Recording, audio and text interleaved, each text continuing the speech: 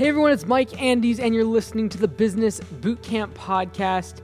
Today I'm telling you how the coronavirus shut down my business. Before we get into today's show though, a big thank you to today's sponsor, which is Gusto. If you haven't already, go to gusto.com/bootcamp.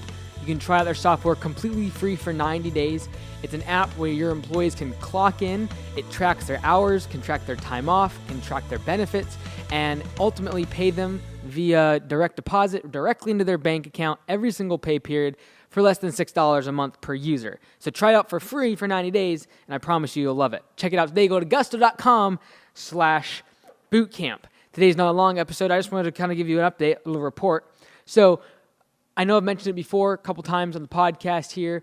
ketosiscups.com is something, a side project we've been working on with one of the employees that worked at Augusta. She has her culinary degree and things, and she developed this food product that's keto friendly, which I keto/paleo.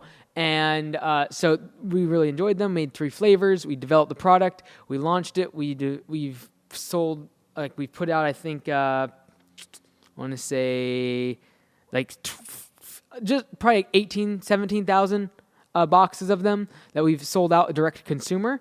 And so the plan was that this week we were going to go down to California and present at the biggest food show in the world, which is Natural Products West Expo West it's called.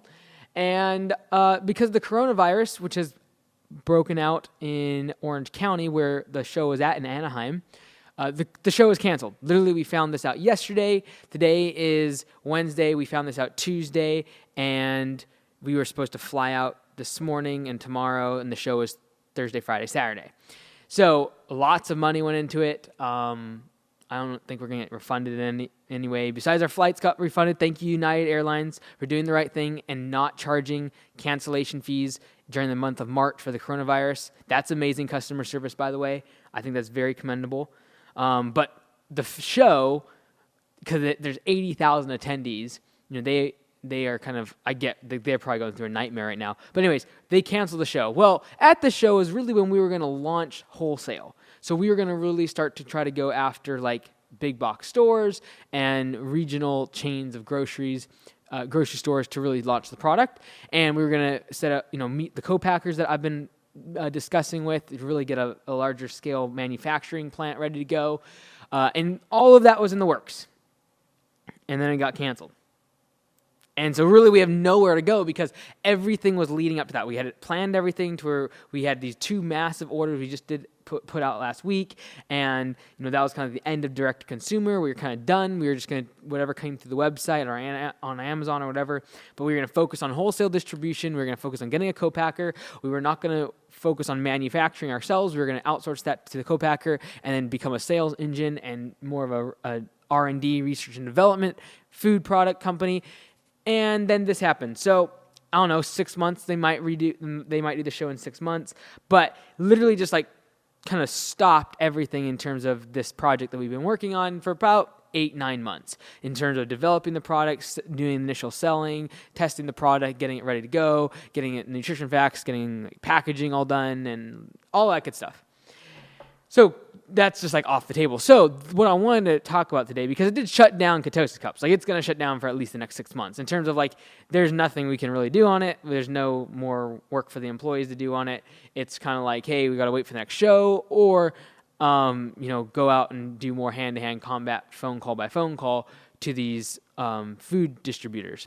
So that's kind of hard because you'd be doing food distributors, that's one side. Then you got to get the co-packer side figured out. Then you got to get the manufacturing side figured out. Then you got to go to the retailers themselves. And so what's great about that show is it was bringing them all together. We had meetings set up. We were ready to go to get these people actually ready, stuff set up.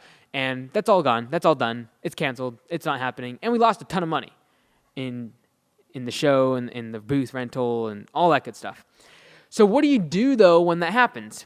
Well, how do you pivot? I think a huge part of being an entrepreneur, small business owner, regardless of whether or not you have multiple businesses or if you have a micro failure in your business, and it doesn't necessarily shut your business down, but you have some sort of disappointment, letdown, failure, whatever, is you have to be able to pivot. And when you pivot, you have to stay positive that like, hey, there's some reason why this is happening.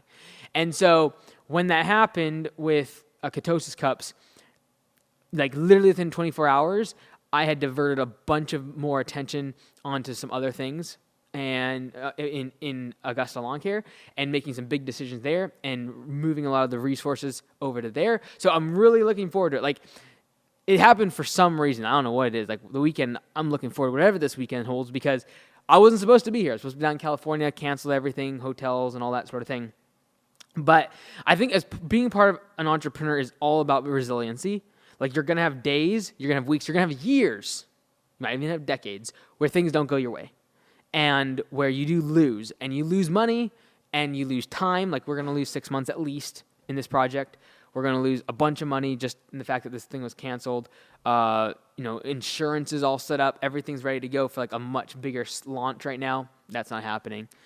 And being resilient, like I believe the ability to get back up is more valuable than the ability to keep from falling. I wrote that down when I was thinking about the show today. The ability to get back up is more valuable than the ability to keep from falling. Everyone is worried about how to not fall. And they're worried about how do they protect themselves? How do they keep themselves from over-leveraging? How do they keep themselves from extending themselves too far? How do they keep themselves from asking too much from someone else? How do they keep themselves from working too hard? They always are asking about how do I keep from falling? How do I keep everything together? When they need to be more concentrated on the fact that like, you're going to fall, you're going to mess up, you're going to make mistakes. It's all about how do you bounce back? How do you jump back up? How fast do you rebound when you hit the ground? That's what an entrepreneur's life is all about. That is what determines the greats from the good.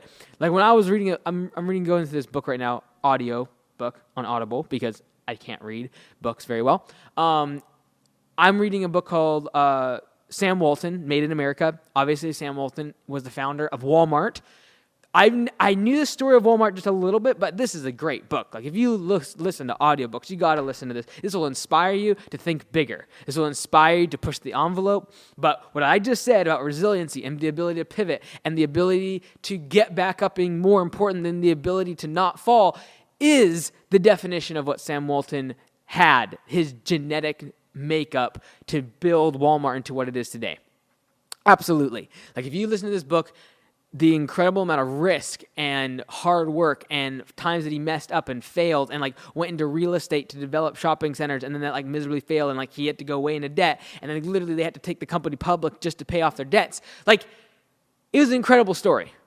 And it really ties back to this fact that like when there's a disappointment, when there's a failure, when something like a coronavirus, something I cannot control, comes in and wipes out, stops, pauses, delays the business, how do you pivot? How do you stay positive? How do you look for the next positive thing that's going to come about because of that micro failure?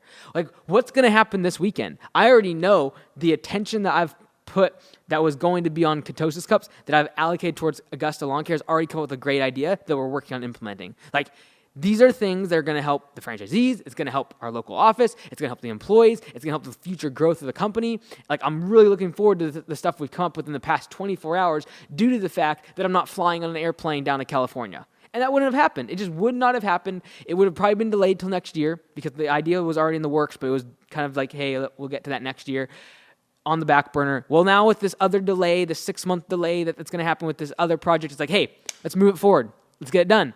Like listening to this Walmart story from Sam Walton, like you will think bigger. You will think like they were opening 50 Walmarts in a year when they were just getting started compared to the average variety store, as they called them back then, that was opening like 4 or 5. Like it was an incredible amount of risk and like trust they had in his store managers and the ability for him to find locations and make connections and push people and question things and just be super, super scrappy, be super, super frugal, always having the end customer in mind, thinking about driving price down all of the time, being very laser focused on what made Walmart different, and that was low prices. Everything else had to go. Everything else had to go, whether it be corporate travel. Like, so for example, one thing, that when they would go on purchasing trips, like the people from corporate would go on purchasing trips where they go buy stuff from other manufacturers and things around the country. 1% of, their traveling expenses could not exceed 1% of what they bought on that trip. So they had to make it worth it. Like, they literally would sleep multiple people in the same hotel. They would get really scrappy in terms of food and accommodations and travel because they had to keep their expenses under 1% of what they went out and they purchased from all of their suppliers. Like, things like that, just like super scrappy, but it all ended up being the fact that they wanted to keep prices low to keep the customer because they were laser focused on what they were going to be. Not going to be the best quality. They were not going to be the best customer experience. They were not going to be the easiest to find in their stores. They were not going to be a boutique shop. They're like, we're going to make them big, we're going to make them cheap, and we're going to make them super convenient. Like, those all they cared about was price, driving the price down. And then that's what they stayed true to, and that's why they have a customer base that's so loyal to them, is because that's what they stand for. But the story of how that was built is what inspired me to think about, okay, when something like the coronavirus happens, and I know it's affecting a lot of people, and I don't mean to mock it, but when something like that comes in that you cannot affect, whether it be a coronavirus or an employee leaving or an economic tide in your local market just wipes things out, or a natural disaster happens, or a sickness or an illness in your family, or a relationship split, like that happens and it starts to affect the company. Like, these things happen. How you react and how you get back up is what determines whether or not you're a great entrepreneur and a great operator. And so these are some of the things I'm thinking about. The coronavirus has shut down this company, and I'm looking forward to the positive things that are going to come from the pivot and the ideas that spring forth this weekend. But I wanted to share that with you all. Thank you so much for watching. This has been Mike Andes on the Business Bootcamp Podcast. Until next time, be great, because nothing else pays.